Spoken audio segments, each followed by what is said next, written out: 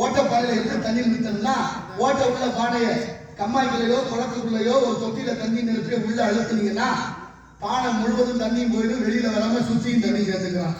ஓட்ட பானையில தண்ணியை அப்படித்தான் நிறுத்த முடியும், வேற வழியில நிறுத்த முடியாது. இப்ப இன்னொரு கேள்வி அங்க இருக்கு. ஒரு ஓட்ட உள்ள பானையை ஒட்டி ஒட்டி வச்சாலும் ஒரு நாள் இல்ல ஒரு நாள் ஒழுகும். அப்படி ஒழுகுற பானையை நம்மளால முடியல, அடைக்க முடியல. ஒரு ஓட்டை உள்ள பானையவே நம்மளால அடைக்க முடியல. இந்த உடம்புல எண்ணற்ற ஓட்டை இருக்கு. இதுக்கு அந்த மூச்சை வச்சிருக்கிறானே அது யாருன்னு யாராவது யோசிச்சோமா, சிந்திச்சோமா? ஒரு பெரிய பூசணிக்காய் வியாபாரி, பெரிய பூசணிக்காய் வியாபாரி வாங்கி வாங்கி விட்டாரு, லாபம் கிடைக்கல. பூசணிக்காய் விதையை கொண்டு வந்து எப்படியாவது பூசணிக்காய் செடியை பயிர் பண்ணி நிறைய லாபத்தை பார்த்துக்கலாம்னு ஆசைப்பட்டு பூசணிக்காய் செடியை பயிர் பண்றாரு. பூசணிக்காய் பூக்காது, முதல்ல காய் வைக்கும். எலுமிச்சம்பழ அளவு பிஞ்சு வந்ததுக்கு அப்புறம் தான் பின்னால பூ வரும். இப்ப எலுமிச்சம்பழ அளவுக்கு பிஞ்சு வர்றதுக்கு முன்னால ஒரு குழாளர் குயவனார் வீட்டுக்கு போய் ஒரு பானையை செய்ய சொல்லி அதுக்கு வாய் மட்டும் எலுமிச்சம்பழ அளவு வச்சு அந்த சூளையில வச்சு சுட்டு வாங்கிட்டு வந்துட்டாரு. இப்ப பானை பெருசா இருக்கு, வாய் எலுமிச்சம்பழ அளவு தான் இருக்கு. இப்ப பூசணி பிஞ்சு எலுமிச்சம்பழ அளவு வந்துச்சா, இந்த பூசணி பிஞ்ச பானைக்குள்ள விட்டுட்டாரு. கொடியோட விட்டாச்சு. பூசணிக்காய் பானைக்குள்ள வளருது. பூசணிக்காய் எலுமிச்சம்பழம் அளவு இருந்தது, மாம்பழ அளவு. இப்ப பூசணிக்காய் பெருசா பானை அளவுக்கு வந்துருச்சு. பானை அளவுக்கு பூசணிக்காய் வந்துருச்சு. பூசணிக்காயை வெளியில எடுக்கணும், பானை உடையக்கூடாது. முடியுமா? ரொம்ப நாளா டவுட்ல இருக்கேன், நீங்க சொல்லியே தீரணும். இப்ப தாய்மான சுவாமி, இப்ப ஒருத்தர் இஸ்லாமியர் கிறிஸ்தவரானா, ஒருத்தர் இந்து இஸ்லாமானா, ஒரு பெண்ணு தாயானா, ஒரு அப்பா அப்பாவானா, அப்படித்தான் சொல்லணும். இங்க தாயும் ஆனார் இம்மன்னா வருது. என்ன அர்த்தம்? இறந்த காலம் தழுவிய எச்ச உண்மை. தாயும் ஆனார் அப்படின்னா அவர் தந்தையா இருந்தார் அர்த்தம். அப்படின்னா அப்பாவா இருந்த ஈசன் தாயாக மாறினார். யாருக்காக? ரத்னாவதி என்ற வைசிய குல பெண்ணுக்காக. காவிரிக்கு அந்த கல்ல கட்டி கொடுத்துருக்காங்க.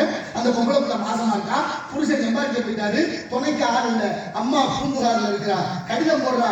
அம்மா அங்கமெல்லாம் நோகுது, காடு வலினா காடு மட்டும் வலிக்கும், கண்ணு வலினா கண்ணு மட்டும் வலிக்கும், உடம்பு வலினா உடம்பு மட்டும் வலிக்கும், இந்த பிரசவம் உடம்பெல்லாம் நோகுதம்மா, சீக்கிரம் வந்து சேர்ந்து கடிதம் போட்டா.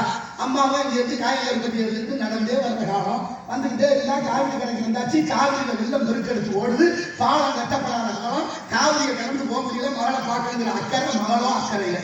இப்ப மக பார்த்தா புருஷன் இல்ல, தாயார் இல்ல, உடம்பெல்லாம் நோகுது. அந்த கரையில இருந்து மலைக்கோட்டையில இருந்து அந்த ஈசனை பார்த்து வேண்டாம். ஈசா வேண்டுவது வேண்டுவான் ஈவான் கண்டார். பாலுக்கு பாடகன் வேண்டி அழுத பார்க்கடல் ஈந்தப்ரான். தாயிலும் சாக பறித்து பாடுறாங்களே, உனக்கு கருணை இருக்கப்பா, கொஞ்சம் நீ காப்பாற்றப்படாதான்னு வேண்டலாம், அவ்வளவுதான். உடனே சாமி படத்துல என்ன பண்ணாரு, ஒரு பெண்ணா வடிவம் எடுத்தாரு, தாயா மாறினாரு. கூட கங்காதேவியும் உமாதேவியாரையும் பணிப்பெண்களாக, அதாவது செவிலியராக கூட்டிட்டு நேரா ரத்னாவதி வீட்டுக்கு போனான். அவளே கவலைப்படாத, கொஞ்சம் தாமதமாகி போச்சு அப்படின்னு அந்த பொண்ணுக்கு எல்லா வேலைகளும் செய்து சரியான நட்சத்திரத்துல ஒரு ஆண் குழந்தை நடக்குது. இப்படியே ஒரு வாரம் போயிடுச்சு. காவிரி வெள்ளம் வடிஞ்சிருச்சு. இந்த கரையில இருந்த அம்மா இப்ப தண்ணி வடிஞ்சோடனே அந்த கரைக்கு வந்து வீட்டு வாசல்ல வந்து மகளே ரத்னாவதினு போயிட்டான். இவளுக்கு ரொம்ப மயக்கமாய் போச்சு. ஏன்னா வீட்டுல ஏற்கனவே ஒரு அம்மா இருக்கிறா, வெளியில வந்து அம்மா நிற்கிறான். இதுல யாரு நம்ம அம்மா? எல்லாரும் அம்மா அம்மா கூப்பிட வச்சுக்கல, இதுல யாரு அந்த அம்மா அப்படின்னு பார்த்தா கடைசியா அந்த அம்மா சொன்னா இல்ல இருக்குது. யார் சொன்னா? சிவபெருமான். அம்மாவா இருந்தவருக்கு அப்பாவா மாறி தாய் நந்தைமாராக விலகி நாளவழிக்கு மகளே, உன்னுடைய ஆத்மாவுக்கு நான் தாய், உன் சரீரத்துக்கு அவதாய். இந்த ஊர் இருக்க வரைக்கும் என் பேர் இருக்கு, என் பேர் இருக்க வரைக்கும் ஓம் பேர் இருக்கும். கவலைப்படாத, ஆட்சி மறைந்தார் இறைவன், அவர் நான் தாய்மான சுவாமி.